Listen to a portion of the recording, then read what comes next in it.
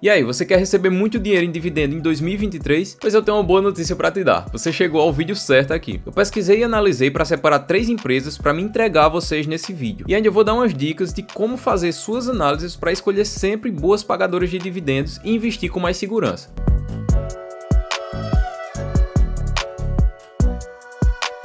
Se você é novo aqui, a gente fala sobre investimentos e finanças. Eu já invisto há 5 anos, mas o canal é novo. Então dá uma moral pra gente, ajuda a gente a crescer para mim trazer cada vez mais conteúdo de qualidade aqui para vocês. Mas antes de falar as 3 empresas, deixa eu te mostrar aqui rapidinho alguns indicadores fundamentalistas para você analisar para escolher boas pagadoras de dividendos. Porque eu não quero que você saia investindo sem saber o que está fazendo para não correr risco à toa. Então me acompanha aqui. Então pessoal, para mostrar esses 3 indicadores, eu estou aqui com o site Status Investing aberto para me mostrar esses 3 indicadores como vocês podem analisar na prática aqui. Então, eu posso descer aqui, ó, a gente tem vários indicadores fundamentalistas aqui, mas a gente vai se atentar a esses aqui, porque são mais importantes na questão dos dividendos. Então, a gente tem aqui, ó, esses 3 indicadores, a gente pode fechar o que a gente quiser, fechar ou abrir, é só clicar aqui em cima. E eu vou colocar o seguinte, eu vou colocar aqui, ó, a gente pode escolher o tempo também, eu vou deixar aqui em 10 anos e vou fechar tudo pra gente ir vendo tudo com calma. Primeiro é o lucro líquido. O que é o lucro líquido?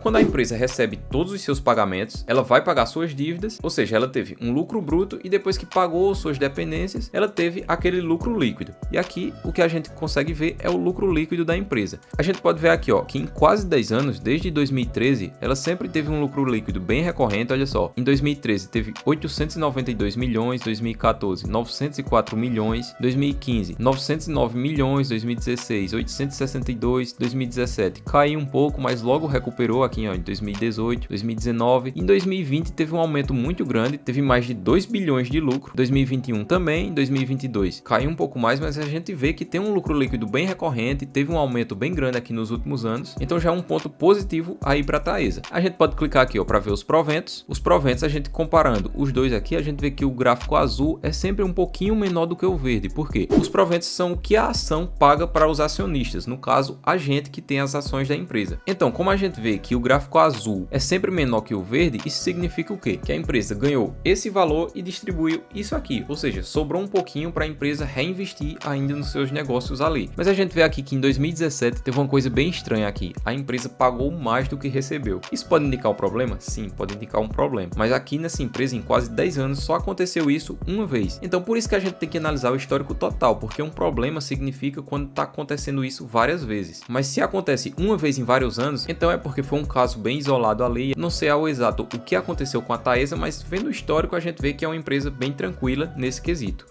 A gente vê ó, que em 2020 ela distribuiu muito dinheiro em proventos para os acionistas, mas olha a diferença do gráfico. A gente tem que fazer uma análise disso aqui com muito cuidado, porque empresas de energia têm muito pouco para investir, então geralmente elas distribuem muito em proventos. E para a gente entender melhor essa parte aqui, a gente pode dar uma olhada no payout. O que é o payout? O payout é quantos por cento do seu lucro a empresa distribuiu em proventos. Ou seja, em 2013 a empresa recebeu 892 milhões de lucro líquido e distribuiu 813 milhões. Isso significa que ela distribuiu em proventos 91% do seu lucro líquido. E é exatamente isso que o payout significa, a porcentagem do lucro que ela distribuiu para os acionistas. Então a gente vê aqui, ó, no primeiro ano foi 91, no segundo 94, 90, 90, 90. Depois esse caso isolado aqui, como eu já falei em 2017, olha só, foi mais de 100%. Então a gente sempre tem que olhar isso. Se a empresa está distribuindo mais do que 100%, muitas vezes pode significar problema aí. Aqui ó, 80%, 65%, a gente vê que aqui já foi mais baixo. Aí a gente tem que ver se foi muitas dívidas ou se foi muito investimento que a empresa fez. Se foi investimento, é porque ela tem um potencial para crescer. A gente pode ver aqui ó, que foi investimento, por quê? Porque depois de 2019 a empresa cresceu muito mais, olha só. Teve um lucro líquido de quase 2 vezes mais. Logo, o provento também cresceu mais. Então, a gente pode analisar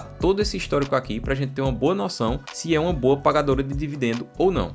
Outro indicador muito importante é a dívida líquida sobre o EBITDA. Se eu subir aqui, eu posso encontrar esse indicador aqui nessa parte aqui, ó, dívida líquida sobre a EBITDA. A dívida líquida é o seguinte, a maioria das empresas tem dívida, por quê? Porque ela precisa reinvestir no seu negócio. Para isso ela contrai algumas dívidas para poder crescer mais. A dívida líquida seria o seguinte, o dinheiro que a empresa deve, ou seja, a dívida bruta menos o caixa atual da empresa, ou seja, A dívida líquida seria o dinheiro da dívida menos o dinheiro que eu tenho, ou seja, quanto dinheiro eu precisaria a mais para poder quitar toda a minha dívida hoje. Então a gente tem esse indicador da dívida líquida. Já o EBITDA significa a minha capacidade de gerar caixa, ou seja, o lucro bruto da empresa, antes de pagar os impostos, esse tipo de coisa. Então, quando eu divido a dívida líquida sobre o EBITDA, eu tenho um indicador bem importante, que é o seguinte: vamos supor que a gente tem uma dívida líquida de 3 milhões, ou seja, a gente tem que pagar esses 3 milhões. E a minha capacidade de gerar caixa atual é de 1 milhão por ano. Ou seja, se eu continuar com esse lucro bruto, eu demoraria 3 anos para poder quitar essa minha dívida. Ou seja, esse indicador significa exatamente isso, o tempo que eu levaria para pagar a minha dívida com minha capacidade de gerar caixa atual. E aqui a gente pode ver a média de todos esses anos, desde 2009, a gente pode ver o valor atual, o menor valor e o maior valor. E aqui a gente pode ver o histórico nesse gráfico aqui, bem interativo, para a gente dar uma olhada. A gente pode ver se a dívida é controlada. Aqui a gente pode ver que a dívida descontrolou no ano de 2019, olha só, foi para 4,76, é uma dívida bem alta, significa que ela levaria quase 5 anos para pagar toda essa dívida. Mas depois a gente viu, ó, que a empresa controlou a dívida, foi para um valor bem abaixo, olha só, de 2,26, 2,41, depois subiu um pouquinho mais. Mas a gente vê que a empresa tem uma dívida controlada, só esse 4,76 aqui que surgiu em 2019, mas não foi um valor tão recorrente. Por isso que é importante sempre a gente olhar todo esse histórico. Então, pessoal, essa parte de contabilidade é um pouquinho complicada. Eu espero que eu tenha conseguido deixar um pouquinho mais claro para vocês. E é um negócio que demora um pouquinho de tempo para a gente entender. Então, volta o vídeo algumas vezes. Eu mesmo demorei um pouquinho para aprender também. Volta o vídeo algumas vezes que você vai entender melhor com toda certeza. E agora, depois de saber disso, eu vou te falar as 3 empresas que eu acho que sejam excelentes pagadoras de dividendos. A gente vê que são empresas que têm um histórico bom e a gente acredita que vai pagar bons dividendos em 2023 também. Mas eu já falo a vocês, isso aqui são sugestões de estudo para vocês. Eu não estou recomendando vocês comprarem essas empresas. Eu estou te dando sugestões para vocês pegarem esses indicadores que eu te mostrei, ver outros vídeos e dar uma estudada melhor nessas empresas para saber se vale a pena comprar ou não. A primeira que eu trouxe aqui é a Energias do Brasil. É uma empresa muito boa do setor elétrico que atua na geração, transmissão e distribuição de energia elétrica. Nesse ano de 2022 ela fez vários investimentos em transmissão, gerando muito lucro e aumentando seus dividendos. Então eu acho que é sim uma empresa muito boa para vocês darem uma estudada e ver se vale a pena vocês comprarem. Segunda empresa que eu trago para vocês é a ENGIE, código de negociação EG3,